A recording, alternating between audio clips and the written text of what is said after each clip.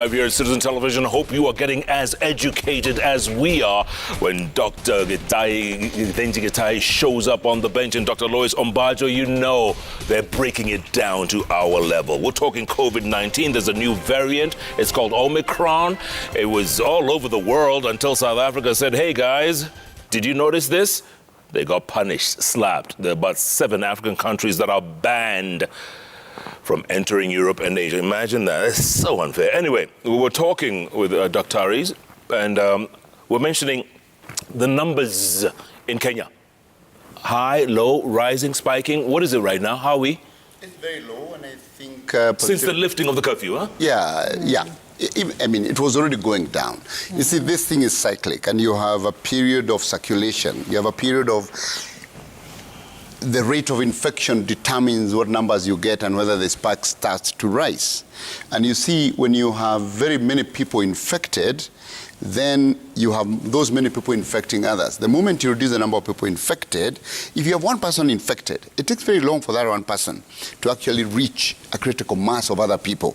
So you need more people, because right now I think we're, even if you say you're doing one person infecting 1.2 people, 1.3, you can see the rate from one person to the other. Right now we are at a positivity of about 1.6%, which is very low. We hope to go down to 0. But it is also likely that it will turn up from 1.6% and start going up because, of course, political rallies have gone on. Of course, the curfew was lifted, which was the right thing economically to do because we were going down, and that the festivities are coming. So we don't expect that the 1.6 is going to be our normal state. No. Yeah. And like the doctor said, holidays are upon us. People are going to be climbing those buses, climbing the matatus, going home to shags and taking the virus with them. Is that cause for concern?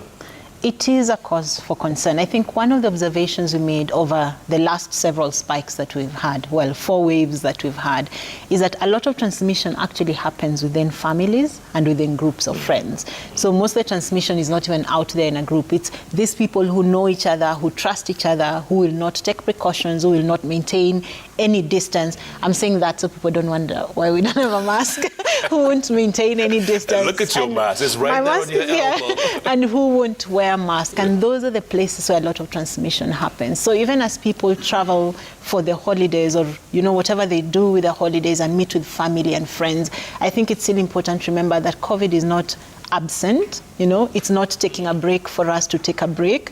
It's not allowing us to go on holiday. It's still very much with us. And as new variants come that we don't really know that much about, we have to be very cautious during these holidays. We have to think, if you're going to be with family, hold that gathering outdoors, you know. Don't be sitting in a closed house with 10 people or 20 people. Meet outdoors, have your nyama choma out there in the sun where, you know, there's more air, there's more free circulation of air. So that will probably help a lot of people. If you have to meet with friends, have it outdoors. Very good. And children should avoid show and hookah contacts, or how does that work? That's a tough one. I think one of the things we should do is make sure that all those people who should be vaccinated are vaccinated. And that will help with reducing the risk of infection. And then again, as you said, even as people travel and go to see family, let's have a lot of our events outside. Yeah. Dr. G, it's ironic that the West, which is about, 60% vaccinated, and now I was reading today, I was seeing on TV, France has new highs. I think they reported their most numbers today, and Germany as well. Isn't that ironic? Yeah, I think it's not surprising. Because what we said is that this virus is going to be endemic. So let us compare it with a common cold. How many people get a common cold in a season? We don't know because we don't test, because it's not severe. Okay? People will do this and that. But for COVID, we are testing, so we can see the rise.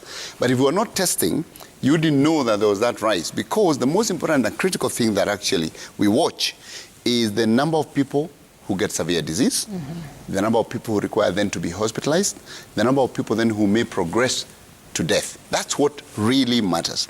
If you look at Netherlands, I could just take an example of Netherlands. Netherlands was one of the countries that started off the current peak in Europe.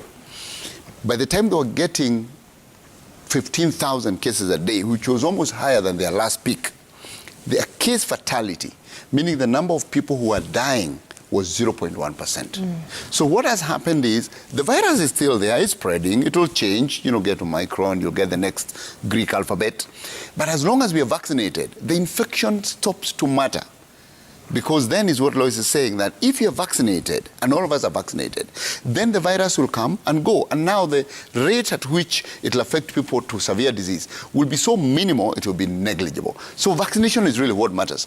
And even when you watch the peaks in Europe, because I've seen people talking about the peaks in Europe saying, oh, I get a lot of trolling on Twitter, by the way, for my support of vaccination, a lot.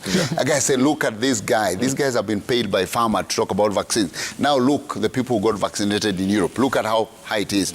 And all I do is I look at that and I compare with the same peak of the same country a few months ago, and I look at the death rate and the death rate now and say, look, it's completely different. Don't worry about the infection peak. Worry about the hospitalization and severe disease peak. That's what we must worry about. And the gap there is vaccination. How do you explain the crowds in stadiums across Europe? Now, is it vaccination again?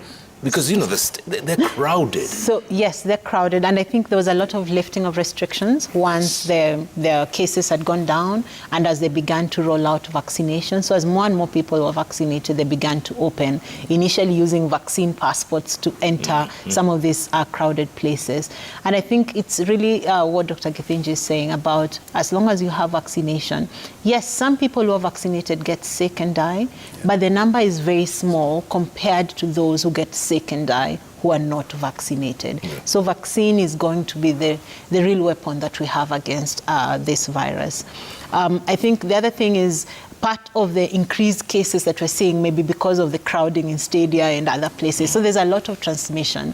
But with a lot of transmission, as long as people are vaccinated, yes, there'll be disease, there'll be fewer severe cases and fewer fatalities. But see, that doesn't mean that we should allow people to just get sick, because losing one person is losing one person too many. So we still have to make sure we protect those who are vulnerable. And for us, we must make sure that we get people vaccinated. Yeah. Speaking of vaccine passport, Dr. G, Health Cabinet Secretary Mutahi Kagwe said the other day, by December 21st, if you don't have that vaccine passport, you can't enter a public place. Is that true? It is true. And I think the conversation has been a bit miscommunicated. The point is exactly what you said, because people have understood it differently. People have understood it to mean if you don't have vaccination, you cannot receive government services. The correction is that you can receive government services as long as you do it in person if you're not vaccinated. So don't walk into a crowded Huduma center if you're not vaccinated. But if you can get the service online, please get it online. Because vaccination is also about public responsibility. So if you want to go to the public, then get vaccinated so that you don't put other people in danger. But if you really decide, because the government is not saying that vaccination is mandatory, it's just saying don't put other people at risk. And for you to do that, then we have to keep you away from those people who are responsible enough to get vaccinated. That's what it is. By the way, we were in New York about 2-3 weeks ago, and we could not enter a restaurant unless we showed a vaccine, double dose of vaccine. Even those stadiums you talked about, it's actually, the entry is your vaccination certificate.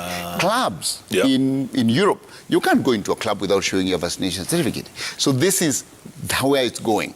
And I've seen now Austria has said, in fact, some countries, I think it's Austria or one of them, say, you cannot go out. So the lockdown is now for the unvaccinated. So if you're unvaccinated, you don't leave your house unless for essential goods. If you're not vaccinated, move freely. So that's where we're going. And by the way, we were laughing, Dr. Loice, because we had AstraZeneca vaccines, right? And in America, they're not really keen on Astra. It's all about Pfizer and Moderna, right? Or J&J. So when we show them our vaccine, they said, okay, enter, it's okay. They had no clue.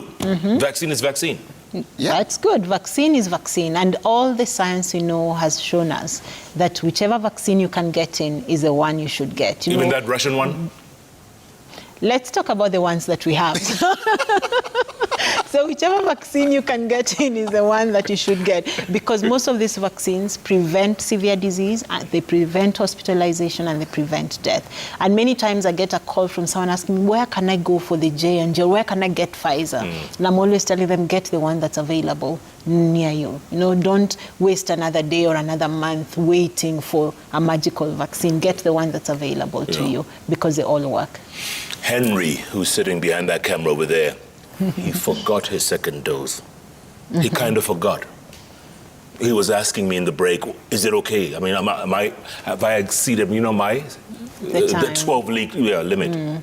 So he can still go ahead and get his vaccination. I think a lot of the early science also showed us that probably the immune response is even better for those who got it a little later than the 12 weeks. So if it's taken 4 months, go get your vaccination. Exactly. Yeah. There is no expiration. There is no where you go back to factory settings, or if you miss that window. No, not really. Because remember, when you get a vaccine, the immune response takes different forms.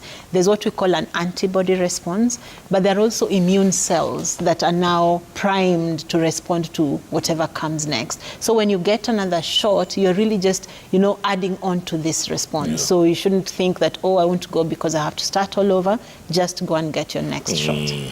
Dr. G, there's some people who complain about long-term COVID or long COVID. They got it more than a year or so ago, and they still have, once in a while, symptoms crop up. Lack of taste, lack of smell, stuff like that. Is that still, is it true? Is it? Well, I would like Loice to explain long COVID a little more, because she actually, does Kenyatta still run a clinic? We run a long COVID. So could you please answer that, and then I'll comment on one of my friends who's actually suffering long COVID, and I'll comment on that. But Loice, please. Yeah, so over the last probably year or so, we have run a clinic at the Kenyatta National Hospital for patients who are diagnosed with COVID and have done well, discharged from hospital. So many patients, or quite a number of patients, will still complain of some symptoms. Most common is fatigue, and the fatigue sometimes can be quite debilitating. It tends to get better as time goes on. For patients who had very severe disease with very severe involvement of the lung, they may continue to have some difficulty with breathing over time. And we've had a few who've had to come back for longer term oxygen support. The loss of smell and taste is an interesting one. We've had patients who complain of loss of taste for a long time. And I was just listening to a documentary the other day about people who are using small doses of perfume to try and reawaken the sense of smell. So those are symptoms that we've seen persist. But I think for most of them, they tend to get better over time. The people still complain of some joint pains and muscle pains, but they tend to wear off over time. And what we're encouraging people is to keep active, exercise, do whatever you can just to keep moving rather than just lying around at home. And thank you very much, Loice. I wanted her to comment on that because she's at the center of it. They're running a post-COVID clinic. I have an experience with one of my colleagues who has long COVID. So they were in ICU for a very long time, and they came out with significant lung damage. Now, more recently, they had a influenza. And now you see influenza is a lower respiratory tract infection. So it goes down to your lungs. Now, if your lung capacity has already come down from 100% to 70% because of COVID, and then you have influenza, you expect that actually you're going to tip over, and then your oxygen levels are going to start dropping during the infection. I think it is wise to advise people who are actually that much lung damage to get influenza vaccination post the COVID. Because then you avoid getting influenza. Because when you get influenza, which is a lower respiratory, and like a cold, the flu is all the way down, then you're more likely to get severe flu, which actually involves also your lungs. This particular colleague now is getting oxygen levels dropping up to 75%. And they were done a test for COVID, negative. The X-ray still shows the same features that it showed, which we call ground glass. So the X-ray department said this person has COVID. But it was exactly the same features, the same lungs that they were discharged with. But when you do the tests, it's negative. So the oxygen drop was because of the influenza, because it was tipping down the lung. So I think, and maybe I would like to check with Loice whether this is, I think people who have severe COVID, post that COVID, should be advised to receive influenza vaccine. A flu jab. So a flu jab should actually be open to most adults. And for patients who are older or people who are older who have comorbidities, things like diabetes and heart disease or any chronic lung disease, they really need to get an annual flu vaccine, and they need to get a pneumococcal vaccine as well. So older people... what now? Pneumococcal, for pneumonia. A certain bacteria that causes pneumonia. So for older people who have comorbidities, check in with the nearest health facility. There are vaccines that are recommended for And they are adults. available? Oh, yeah, Yes. available. Wow. Yes. I think that's something very significant that we haven't talked about here before. But I think on that, I would want people to know that. If you've got severe COVID, severe lung disease, get a flu shot. They're available in your local pharmacy. It's not something complicated. How is this friend of yours, your colleague, how is he now? He's getting better now, but it's been a really rough week. So my advice after this is over, get a flu shot and do it every year. Then you avoid getting influenza because your lungs are already compromised. That is so messed up. I mean, you test negative for COVID, but you have the flu. Yes. Oh, man. Let me take a break. That's why people must get vaccinated, because if you get this thing, it could be long term. Right. Oh, by the way, and teens getting vaccinated? We got the okay to get them Pfizer, right? Can we talk about that after the break? Okay. Yeah, we can talk about Let's do that, yeah. What do you think? What are your thoughts?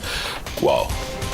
Incredible stuff. Keep tweeting at Koinange Jeff, at Citizen TV Kenya, the hashtag JKLive, and then we're going to go to the magic wall when we come back and answer some of your questions and look at your comments as well. So stay tuned. JKLive will be back.